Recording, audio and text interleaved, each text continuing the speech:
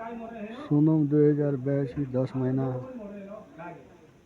15 गते आज चाहिँ आलीतालको डडेलधुरा जिल्लाको आलीतालको गोदाम बजारमा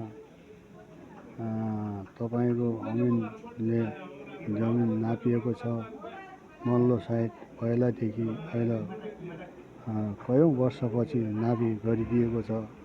यहाँको बासिन्दाको एकदम खुसी लागेको छ। बजारवासीको तपाईँको 15 मिटर दायाँ र बायाँ छुट्याएर रोडको बीच केन्द्रबाट उहाँले चाहिँ यो रोड चाहिँ नापेको छ। यो रोड नै तपाईँको जमिन घर सबैको घर घरेडी नापिँदै राखिएका छन्। अहिले यहाँको जनतालाई धेरै नै धेरै खुसी लागेको छ र यहाँको गोदामवासीको आलीताल गोदाम बजारको चाहिँ यहाँ धेरै खुसी भएका छन्। किनभने यहाँ मल्लो साइड चाहिँ धेरै जसो अहिले हुनाले नापिएकोले केही आशा भरोसा गरेको छ लाल पूर्जा पाइन्छ कि भन्ने खुसीको दायराले बीच केन्द्रबाट रोडको 15 मिटर छुट्याएर चाहिँ नापिएको छ। गोदाम बजार सुनखोलादेखि लिएर कहाँ कहाँसम्म नापिन्छ, जहाँ अहिले नि छ त्यहाँ पुरै नापिने भएको छ। फेरि दायाँ बायाँ पुरै है 15 दायाँ 15 बायाँ 20 केन्द्रबाट नापी गरेर चाहिँ उहाँले नापिराखेका छन्।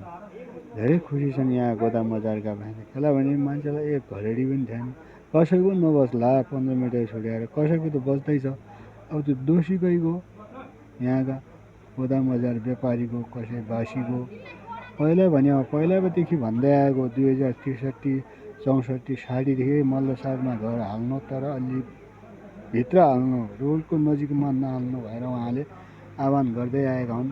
पछि भविष्यमा यो चाहिँ केही गर्छ उसले रोड फराकिलो गर्छ भने चाहिँ यो घर पुरै फाल्छ मल्लो साइड गर्ने दुःख चाहिँ गराएपछि चाहिँ भोलि हाम्रो घर फाल्यो छेदिदियो भने उसले 15 मिटर चाहिँ छुट्याएर नै लाल पूर्जा दिइराखेको छ। तर लाल पूर्जा दिएको छैन कि नापी चाहिँ गरिएको छ।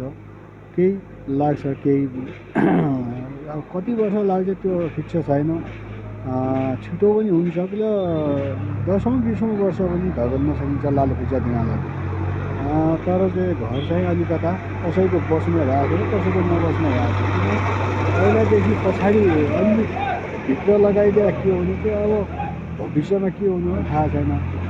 नेपालको ताजा खबर समाचार च्यानल।